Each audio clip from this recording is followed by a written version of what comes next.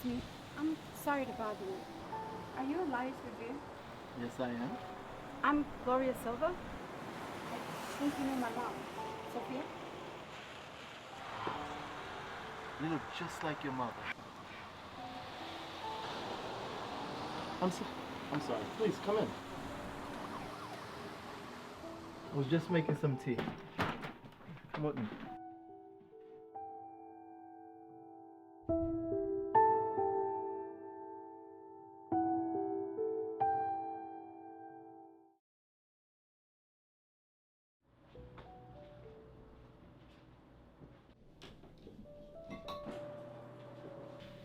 Would you like some tea? No, thank you.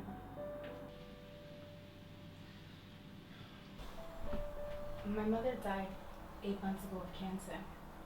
I always thought my mother was an amazing woman. She was smart, beautiful, and kind.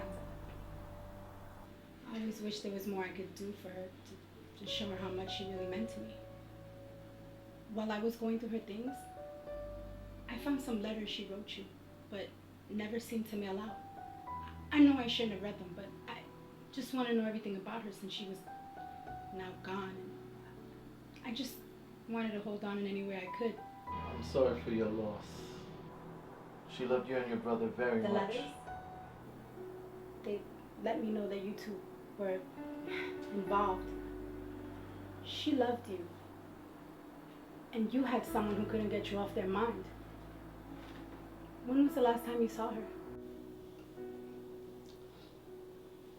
I went by 4 years ago. And before that, it was 17 months, 5 weeks, and 2 days. I wanted to tell her that I couldn't be without her. That the time spent away from her was aging me. I could see it in my eyes. I could feel it in my soul. I wanted to be able to speak to her every day. And I couldn't believe that this woman that I barely knew for a year just made up so much of my life.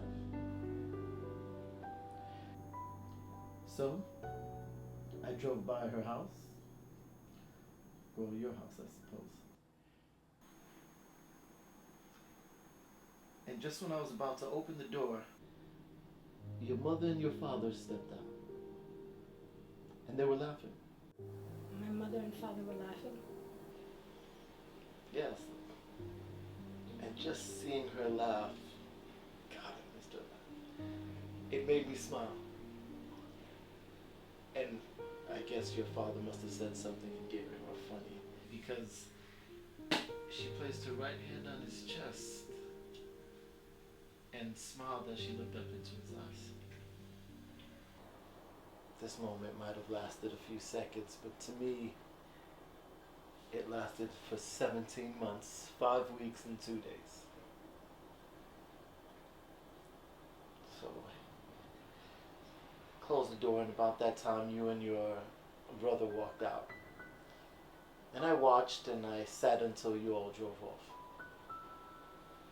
I could see then that your mother and your father had much more of a life to live together. And I didn't want to have to make your mother make a difficult choice again. Sometimes letting go is the purest form of love. I have to hide the way I feel under a rock. I have to wear a veil and turn the lights down low, or else they'll read it on my face. I can't talk about you, and I can't talk about us. I can only talk about the weather and school and birthdays and the weather and so many other little things I don't really want to talk about anymore, because even after 3 years, everything leads me back to you and me. I wish when people were truly in love that they could talk about it no matter the consequences or situation, because then I could finally speak again in my own true voice.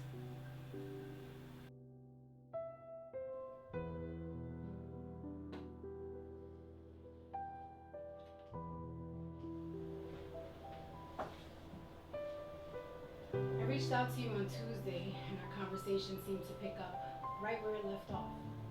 We talked about everything and nothing at all. I realized what I've been missing. My life is good. I have a wonderful job, my beautiful kids, and a husband that I know loves me. I didn't know that.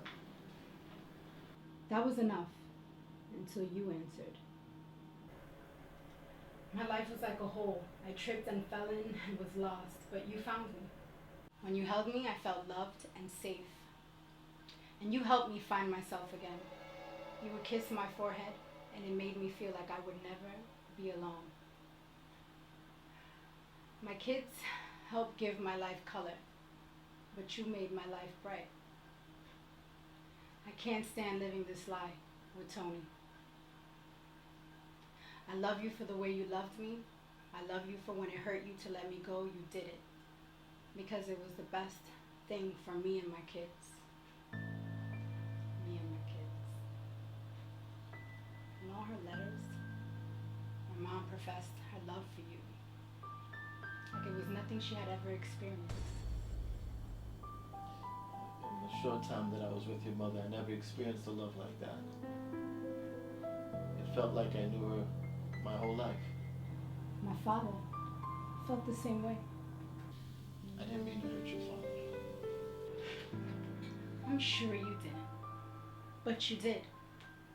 My father found a letter that you wrote my mother. She kept it hidden, but he found it last year. It basically killed him. Your mother and I never meant to fall in love, and I never meant to hurt your family. Did you know that they've known each other since they were 18 years old? I did. Did you know that she was the love of his life? That he devoted his love to her and his kids? And that the year that he found that card, his life started to deteriorate and he started to drink? I never knew that. And again, your mother and I never planned to fall in love. Stop! What, please? My father killed himself 6 months ago. Okay, Lord, listen. Do you know what he was reading right before he did it? Lord. Your card. I used to hear them arguing about it in a drunken, jealous rage. Listen.